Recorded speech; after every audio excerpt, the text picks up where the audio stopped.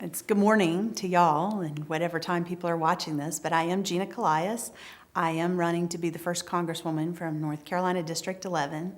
And you want some background about me? Okay. So I have been married 29 years, married my high school sweetheart. We have 3 children. I grew up in Charlotte, and my husband and I moved to Cleveland County.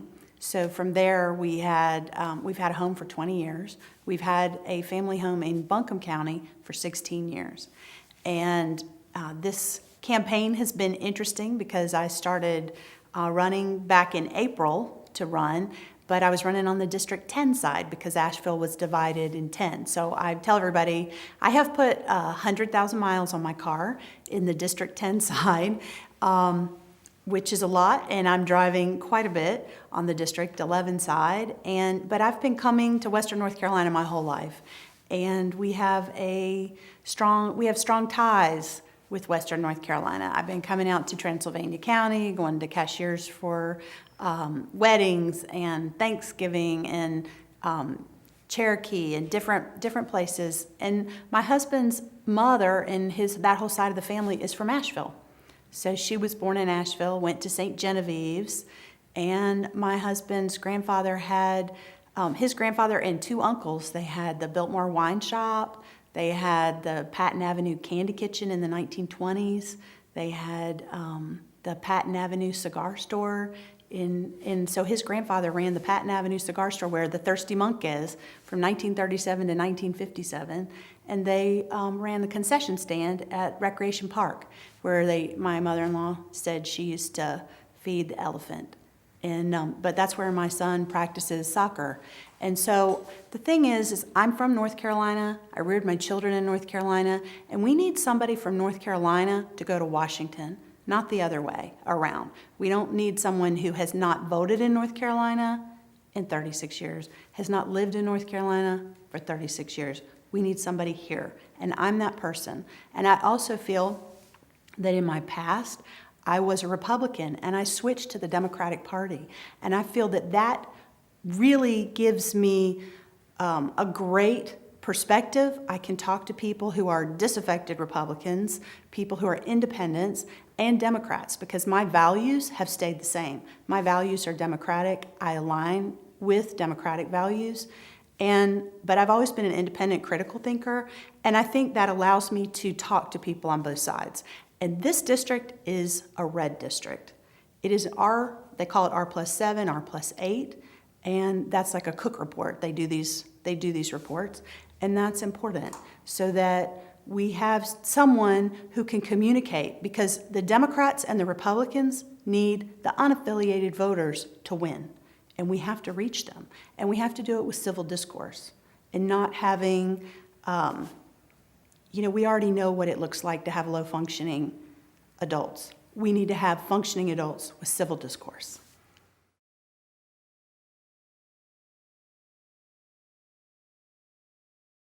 You're asking me a time where I worked with people and where I felt that we made a significant achievement. And there is no better example in my life than building the playground in Kings Mountain, because that was a community build and a community effort.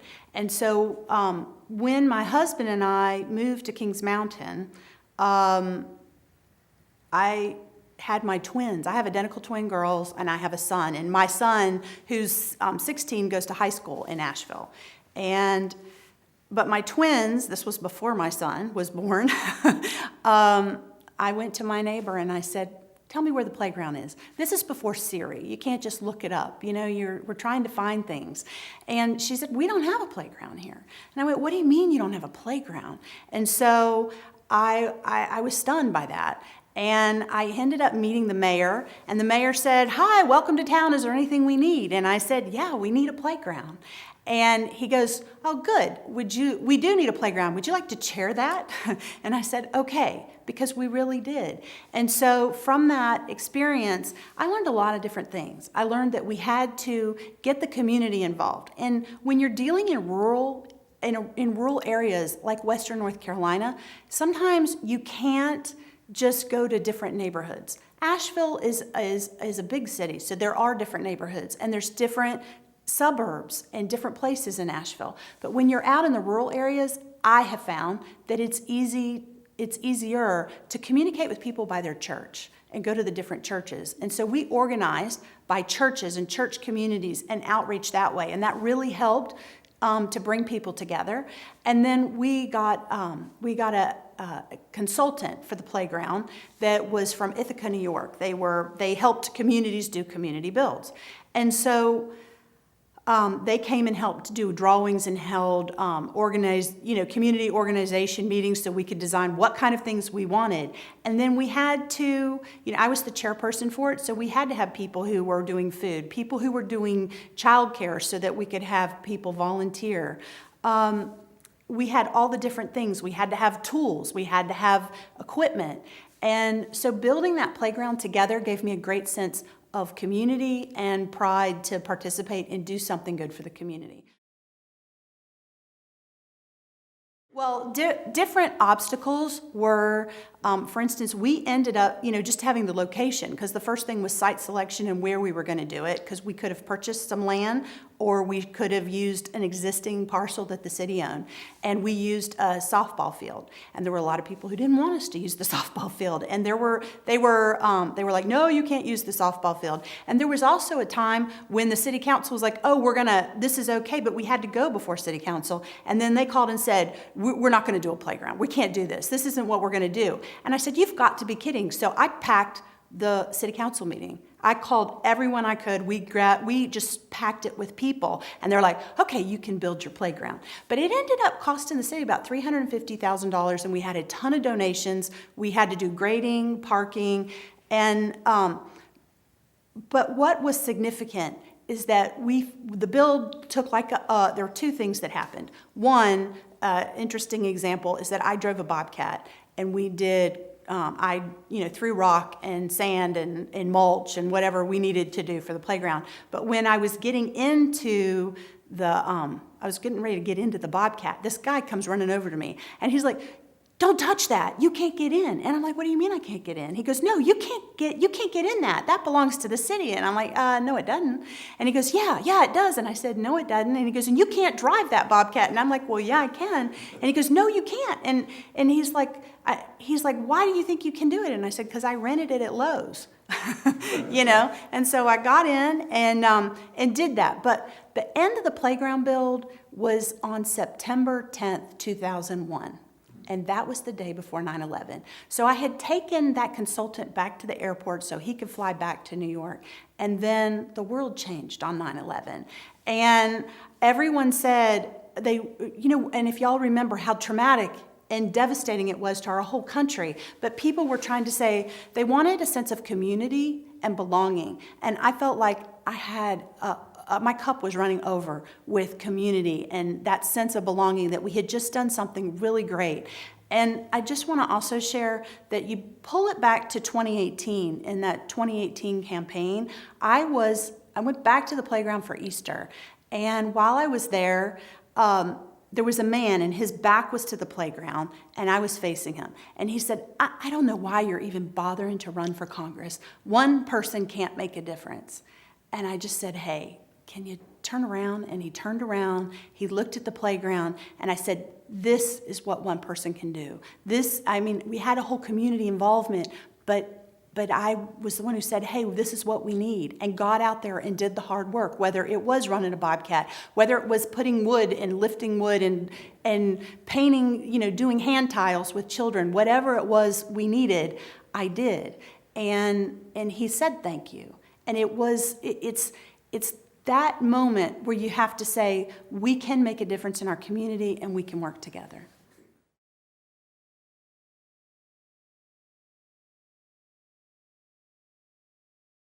I have been going to meet people and just continue to meet people. I've been going city after city in District 11, going and talking to all the downtown businesses, just trying to meet people, talking with veterans. My husband is a VA doctor and helps veterans every day.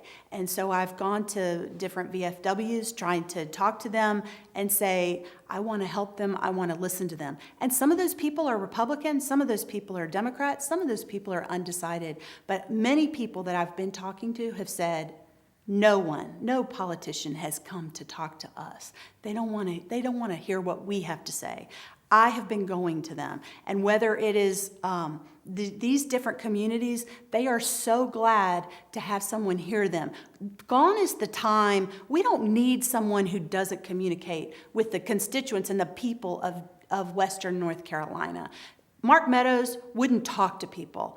And Patrick McHenry on the 10 side, he goes, I'll do one meeting a month in each county. And not a month, a year. One meeting a year. I want to have transparency. If we need to meet more than once a month, I will go to all 17 counties. I will continue to bridge that bond with people so that they feel that they have an open door, that they can come and that we can go to Washington together. And there's just what McHenry did, which was a good example, because Meadows did nothing. What McHenry did is he only had these town halls he did in August, and they were between the hours of 9 and 5, so working people couldn't come. And then he would do them in locations that had a fire code that limited the number of people who could step into the room. And so you have people waiting outside. That makes people angry. They want to be heard. That's what we all want. We want to be heard. And what's not happening in Washington right now is we're not being heard. That's why we have an impeachment hearing going on and there are no witnesses. You can't have a trial without witnesses and evidence. So that's an example. We want to be heard, and so I really think that's important to have open transparency. And I've also told people, I said, I had a really unique experience last April and said with the National Association of Realtors, because I'm an attorney, I'm licensed in North and South Carolina, I'm also a real estate agent licensed in North and South Carolina, and realtors every year go to Washington and walk the halls and go to each congressperson, and they go hundreds of them. And there is nothing more powerful than having a large group, walk in the halls in the Cannon Building. And those people have to hear us. You know, they're sitting in the back. You know what they're doing in their offices? They're acting busy. They're eating their lunch. They're having a sandwich. They're chatting, and they're trying to look important. But you know what? Those are our taxpayer dollars. That's us. Those are our offices. We own them by paying our income tax. We own them by being American citizens, and we need to have our voice. And so I will be the first one to, tour guide. We're going to run through the building. We're going to bring people up there and have meetings. Have meetings here in Western North Carolina, and anybody that wants to go.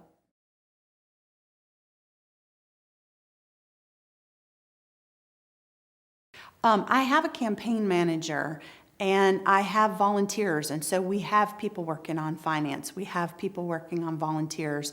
We have people working out, putting out signs. We have people doing all kinds of different parts of the campaign. Okay, where are you getting your funding from? I am getting funding from all over the United States, actually. I have people from many, many states, and I can't say every state, but a lot of states. So, California, Washington, North Carolina, New York, Florida, Wisconsin, all throughout the Midwest and here. And they are so supportive, and they want to see a woman. They want to see more women in Congress. They want to help us because we have an open seat. This is amazing that Mark Meadows is not running. Whatever he got to walk away, I'm glad he got it because we have a chance to make this seat blue. And there are people who want to help us and help us do that. And they want to help me because they know that out of, there's 4 guys and me running for this Democratic seat.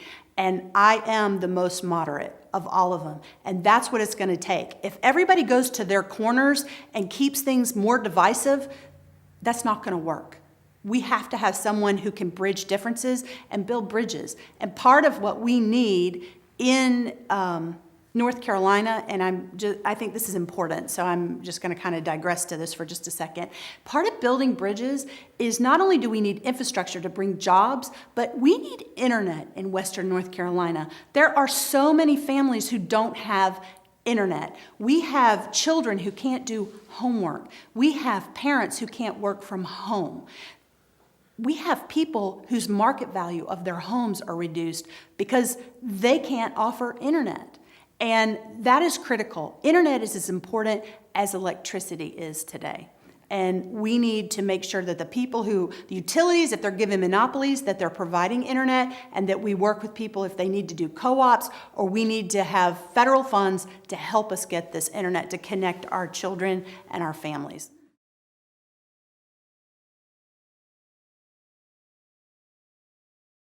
Well, the overriding theme is civil discourse. We have to be able to communicate to people. When you have someone who's constantly putting down the other side, and who is, even on, there's ones on the Dem side and many on the Republican side that are closed-minded. And it was interesting the other night. All the Republican candidates, there's 12 of them. There's 19 total. There's one Green Party, one Libertarian, and 5 Dems. And most of us were together the other night in an event for meeting the candidates. And things I heard, oh, the Freedom Caucus is going to want me. I'm like, what? And she's like, oh, they all are very picky about who they choose. And they have to choose someone who will only do what they say. I'm like, well, where's North Carolina in that? That's not there. And people hear this kind of rhetoric, and then they say, guns. Oh, I will not compromise on Second Amendment. That's what we heard from the Republicans the other night. That's not what people want. That's not what rational people want. The moderates, the disaffected Republicans, and the Democrats. We want people, and I want people, who want to say we want Medicare for all who want it. Let people keep their private insurance, but we have to get to universal health care. We have to have a public option, and we have to do it in a way that people don't feel threatened, that we're taking things away from them. For guns, they want to keep their guns. Let them keep their guns, or do you see how many people, the different counties that are trying to do gun sanctuary cities? That's not okay. What we need are gun safety. We need to treat it as the public health crisis that it is. We need to study it. We need information. We need to protect our children in schools. But with guns, people want to have background checks. 98% of the people want background checks. And then we need red flag laws, and we need to close the gun show loopholes. But those are things that if you talk to people in rural areas, they understand, and they want to communicate with us. That's how we're gonna win. It's by talking to people, having a moderate policy. I am socially liberal, I am fiscally responsible, and that's what we need.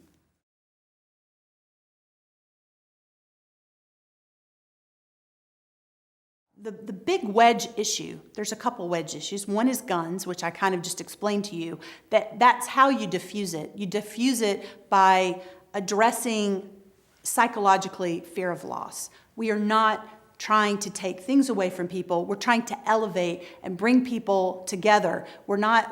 People want to pay their fair share for things. We want to help people have the ability to do that. We need to help our small businesses so that they are not saddled with the burden of health care. They need to be able to do the work, have the employees who are passionate about it.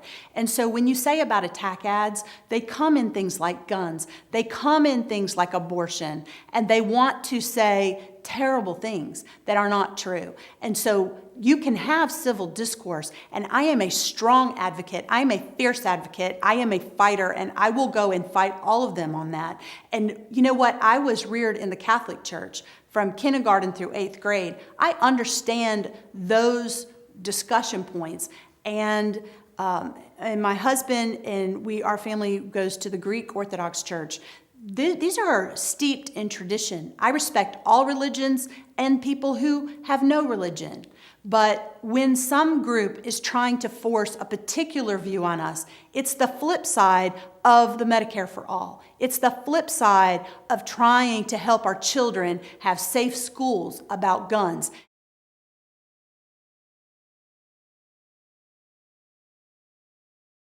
The most important issue that I think that affects everyone here, other than the old saying of jobs, jobs, jobs, and right now we need 3 jobs to make ends meet, is healthcare. Because when it comes down to it, and when you want to bridge the divide between what is important to people, it is that their children are healthy and that they have an opportunity to be healthy, and that someone is not trying to worry about paying the rent versus taking their child to get health care. And so that is the basis of things. We have to promote health care, but there are other issues too. Let's just stick with healthcare for a moment, because that is a really important one. You want universal health care? I want Medicare for all who want it. I want us to trust people to make their own healthcare decisions, but I want us to take an approach that allows people to have healthcare. I have family and friends who don't have any healthcare, and that's not okay. I have a child who had just one medicine that was $4,000 a month.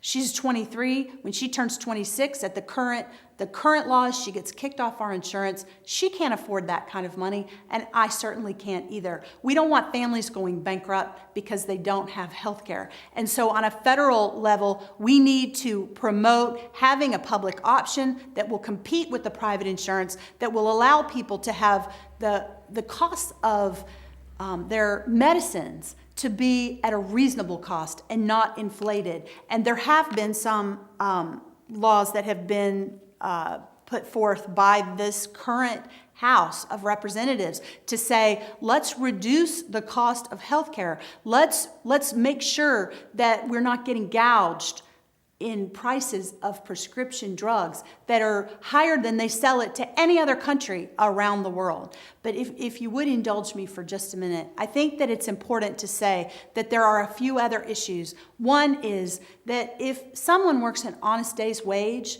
an honest day's work, they need to get an honest day's wage. And right now, North Carolina has $7.25.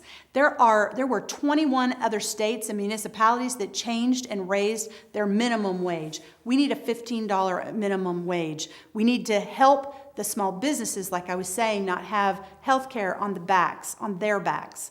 That would help them. The other thing is Social Security and Medicare cannot be a political football, and we have to protect it. We're not here to gut Social Security and Medicare. And with Social Security, right now we have a cap of $132,900. Why do we have a cap? Why aren't people paying their fair share for Social Security? If they're making $200, $400, $2 million, $4 million, why aren't they paying a percentage on the amount of money that they're making into Social Security and Medicare?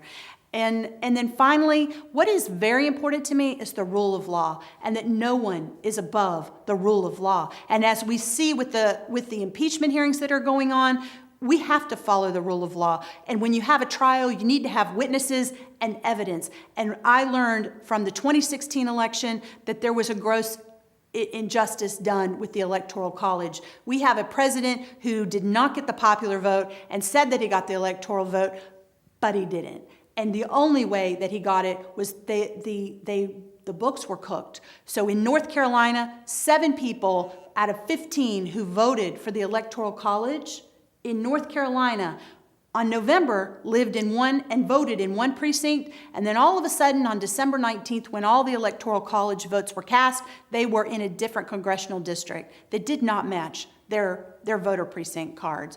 And so what's going on with that? And I got a legal team together with about 30 people. We had about 15 attorneys, 15 paralegals, and we researched all 50 states. And we found 50 invalid college electors. 19 people all of a sudden were in different congressional districts than where they had just voted from. And the remainder of them were dual office holders. No one in the United States can hold more than one elected office. You can't be governor and mayor. You can't be president and senator. You can only have one office. And so Pam Bondi, Attorney General for Trump, who was on Trump's transition team, signed as an electoral college voter. You can't do that. The governor of South Dakota signed as an electoral college voter. The attorney general for South Dakota signed as an electoral college voter. And this is how I'm going to be a fierce advocate for Western North Carolina and District 11, because we need someone who will speak truth to power and say, hey, this isn't okay. And I gave it 1,200 pages of evidence with my group to the Senate Judiciary Committee, and they did nothing. And now we know about the Senate Judiciary Committee. We see the senators not doing their duty and the oath of office to see what is right. And I personally called all 100 senators, talked to their staff, left messages, and we also, we gave it to every House rep. 7 Democratic House reps said, thank you for your work. And they asked to see our work, and not one senator would. And that's where the law is. The congressional rules require just one senator and one House member to say, hey, is this what's going on? What's happening? Let's look at this. And the congressional rules say if you have one senator, which we didn't have one, not one senator would help. But if they had done it, the congressional rules require 2 hours of debate in the House and the Senate. As a country, we should have watched 100 hours in the House, 100 hours in the Senate, and seen it on TV and seen why these people had tried to force that electoral college vote, and they didn't. And that is very passionate to me. And as you see what's been happening today, and you see what happened with our Supreme Court and how they blocked Obama having a Supreme Court nomination, and then they put in Kavanaugh against the American Bar Association's recommendations. Those are things that the people need to know and we need to hear about. And right now, the most important thing we can do is vote. And you all, I do want to speak to the people watching on this video. February 13th is early voting. March 3rd is the election, and I want your vote. And I will work so hard for you and passionately. No one will outwork me, and I will be everywhere and anywhere. And that's what I've been doing to earn your vote now. I've been going to every small town. I want to meet you. I want to help you, and I want to be your voice.